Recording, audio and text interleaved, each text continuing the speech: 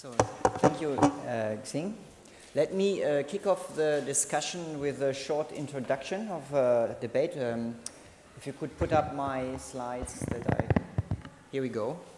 Do you have the... Oh, sorry. Thank you. So, I will kick off this discussion with first giving you a little framework that we developed in the ECB a couple of years ago based on more than a decade of research to structure analytical work in the area of systemic risk, and then make on each of the papers a very small, 2 to 3 small remarks, little comments or feedbacks. So let me put up our definition of systemic risk, which you find there in the third bullet point, which is that defined as the risk that a financial instability becomes so widespread, the financial instability, that it impairs the functioning of a financial system to the point that growth and welfare suffer materially. Which you immediately recognize from this very broad definition, which was designed to capture all the issues that are typically discussed in the realm of systemic risk.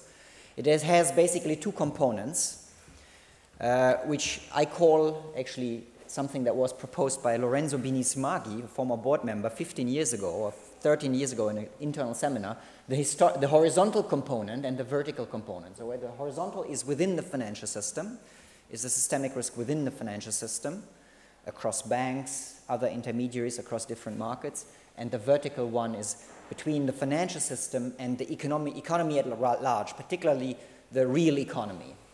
And so you will realize that different contributions to this panel actually have a different scope in this regard. For example, the last talk we saw is primarily of a horizontal nature, so it doesn't link up the measurement of systemic risk to the impact of the real economy, although implicitly, of course, there is a link, but it's not the focus of the measure. And at the other extreme, you have Javier's contribution, which is very deeply into developing a framework that actually embraces both components. So basically speaks to a significant extent to the full definition of systemic risk that I just gave to you, and maybe somewhere in the middle, the contribution from David, where basically is the question of the link between the fiscal sector, the stability in the fiscal sector, and the stability in the banking sector, which is some type of middle ground. Now, based on this definition, I've developed this heuristic that you find in our financial stability review, which tries to look at the main forms of systemic risk you can think about. And I try to illustrate these main forms in the form of this cube that I call the systemic risk cube. And the systemic risk cube is designed to illustrate the 3 main forms and their nature of systemic risk.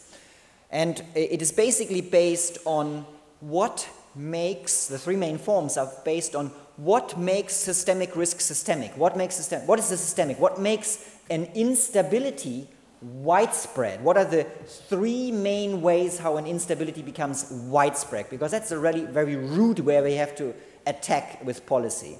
And there are 3. Some are very simple, others are more sophisticated. So one is simply aggregate shocks, so that outside of the financial system you can have aggregate shocks that actually, by their simple breadth and their depth or severity, can bring down a financial system, quote-unquote, externally. So this is what you have here in green, and in the systemic risk cube you have then, with the colors, differentiate whether the trigger of that form of systemic risk is exogenous or endogenous, whether the origin is, from the start, systematic, system-wide, or rather idiosyncratic that propagates because of imperfections to the wider level, and whether the impact, the overall impact, is kind of sequential or simultaneous. Because all these dimensions have implications for how to address these forms of systemic risk from an ex ante or an ex post perspective, from a perspective of prevention of prudential measures, or from a perspective of crisis management. Now, if you go back again to the papers that we have seen, then one thing you can see is that, for example, Javier's model actually is, and that will be my first comment on the paper, actually mixing up two forms of my forms of systemic risk, the aggregate shock, and something that I didn't mention yet, the endogenous buildup and unraveling of imbalances. And why is that mixing important for taking this paper to policy discussions is because, of course, it has the ambition of this endogenous mechanism, which you want to address with capital policy in your framework, but at the same time, it doesn't distinguish it strictly from the aggregate shock, because it's in a way that the setup is done that actually you have these two combined. And that will have, if you would disentangle these two in a stronger way, like the cube does it, probably we can refine. I'm not saying that results will change, but we can refine the policy discussion that we have in terms of policy measures. And the third form of what makes a systemic risk widespread is contagion, which we have heard very often this morning. This is the orange part in this system.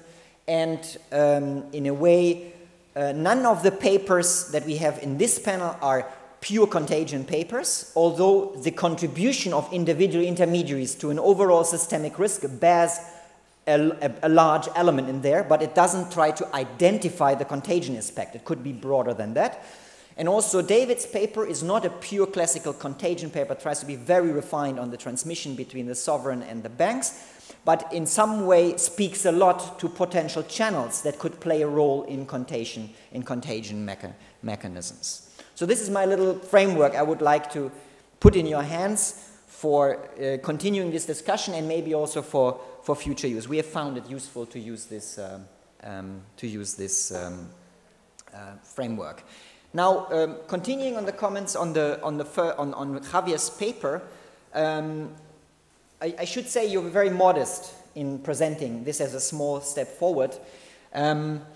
In the work that we do in the Macroprudential Research Network, we have developed a vision about the demand from policy authorities for research tools and frameworks that are actually up to the task to speak to the issue of systemic risk like I defined it. And I think I myself and my colleagues, we feel that your contribution is maybe one of the three that we are aware of that actually is what we would call decisive enough to actually make a significant step in the right direction. So I think I would like to tell the audience that your personal modesty, actually, you should upgrade this really a little bit in terms of what this has achieved. In my personal view, given what others managed to achieve also in a given amount of time. Maybe my third comment on the paper is then that a peculiarity and a difference to other attempts in this field is that basically your mechanism is based on the assumption of a risky technology that differentiates these quite of idiosyncratic risk projects or firms and these correlated or systemic projects risk firms, and a different approach which basically then to which extent you go in one or the other in the system, the banks in the system, determines the overall amount of systemic risk in the system. A different approach that the literature has taken is, and that's something that is, I believe, widely absent of this paper, is to introduce asset prices at a wider range, and then analyze also endogenously the determinants of these asset prices over times and the extent to which this build-up and unraveling of widespread imbalances in terms of asset valuations actually can lead to systemic crisis, which is a different type of approach to address this issue, and may be interesting in the future to work towards some kind of merger between the two. So let me move on to the paper that we just heard. It's on the systemic risk measure, which we know. So it's you have this paper has various variants, different regions, Asia. Peculiar decompositions and so on, so it's a well-known methodology by now. Now, of course, there is not perfect comfort in terms of policy bodies to base too much of their systemic risk assessments on market-based measures. You know that. And one of the reasons is that, of course, while the good thing about them is that they incorporate a lot of information and that they are publicly available, another thing is that they are also very fast-moving and dynamic. That's one reason. There are other reasons why to put some caveats. And therefore, they can change. The different measures and assessments can change quasi from one day to the next or from 1 week to the next. So if you look at the table that we just saw about the systemic risk contributions of individual banks at certain points in time, you choose some key dates, say the height of the sovereign risk debt crisis or the height of the financial episode of the financial crisis, but typically, these measures can vary a lot after, like, I don't know, a month afterwards. And that's not really the way how we would tend to think about large and complex intermediaries in terms of the system, the risk they pose to the system. It's not something that you would expect to be so fast moving. I mean, that's in the nature of the approach. It's not, it's just to be aware of this issue. We have sinned as well on that front. So my second point on the measure is that now this type of measure has built in a lot of linearity, in my view. It's based on the Merton and Vasicek methods. So there is built on a lot of linearity. And when we think about systemic risk, and then we want to put ideally a lot of emphasis on non-linear effects. For example, the non-linear effects that individual intermediaries can have on other intermediaries. For example, in our conference next week, there will be a paper by Karras and Shores who actually use network analysis to estimate contagion risks. And there they have very nicely captured how fire sale behavior due to illiquidity can lead to non-linear contagion, forms of contagion, to non-linear, particularly violent forms of contagion. And certainly trying to capture these type of aspects also in this market-based research is of value, certainly. Then I was, and actually this measure here, which is taken from a project which actually some people of the room have actually contributed to. It was an NBR project in 2004 or 5, I believe. George Pinacki and Paul Kupiev, I think, were involved in this.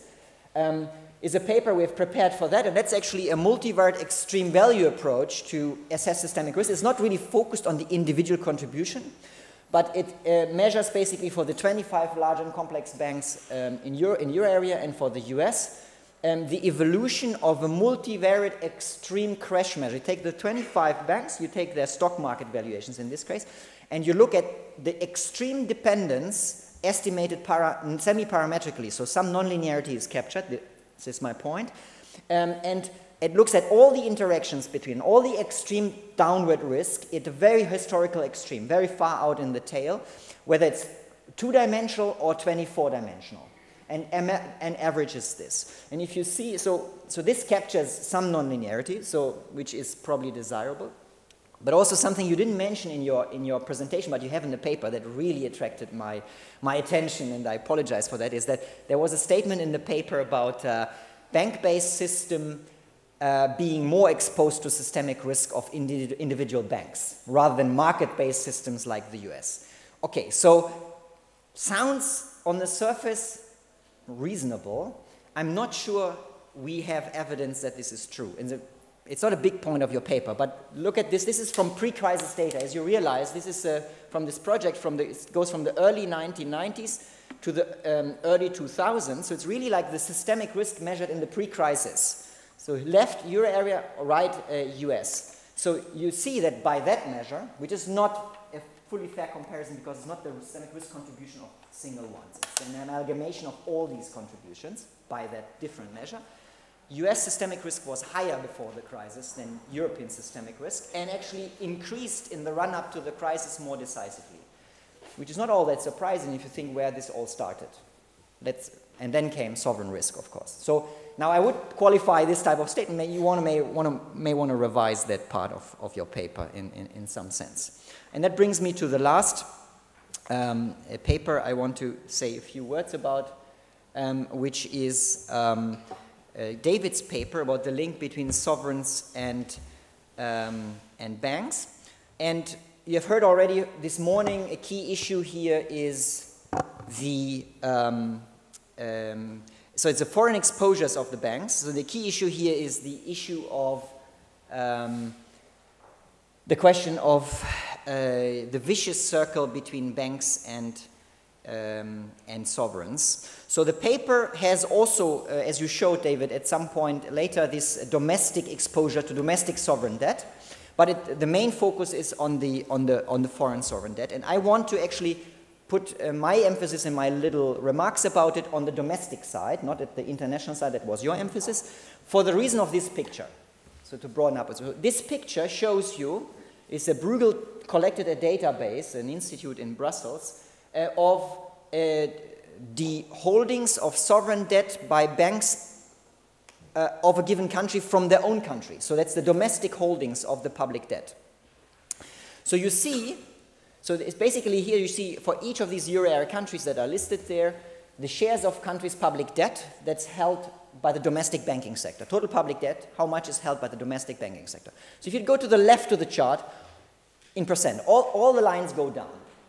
So that's financial integration. So as Europe integrated over the years, 97 to some 2007, banks hold less and less their sovereign debt from home and more diversified into assets, including sovereign debt from other European or even more international outside sovereigns from outside Europe. Now, so that's very normal, and that actually, the fact that this has the mirror image of having more foreign exposure is kind of a motivation for your paper to focus on how big are these foreign sovereign exposures for the riskiness of the banks. But now the attention turns around, right? So with the crisis, as you also heard from others this morning, the domestic part is increasing except for Germany. Well, Germany is very logical. That doesn't change for Germany. If you think about the public debt valuation of German bonds in the times of flight to quality, basically German state refinances very close to or even sometimes below zero in present times. The risk of interest rate changes to a government debt portfolio in the domestic sovereign is enormous for them. So actually holding too much of this, despite the quote perceived safety, is not necessarily recommended. So that's one reason why, there are other reasons that doesn't turn around. But for all the others, in particular the stressed countries, you see that the domestic part really goes up, which emphasizes the aspect of the relationship between bank risk and sovereign exposure from the domestic side. And that creates this situation that we also saw in the paper by Jin before, that actually this domestic sovereign holdings, there's this very strong relationship between the stability of the domestic sovereign and the domestic banks, this vicious circle between the state stability and the bank stability.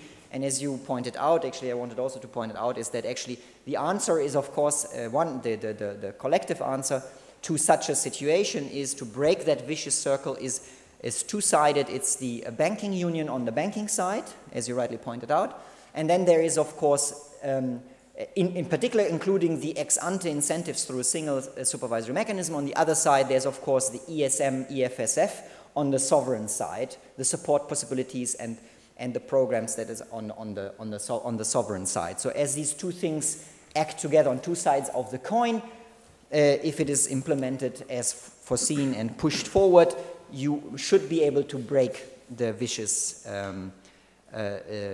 link between sovereigns and banks, and this is why this is pursued so decisively. The only remark I have on David's paper is that I see that I believe you do very simple pooled regressions for these different countries, for this panel that you have.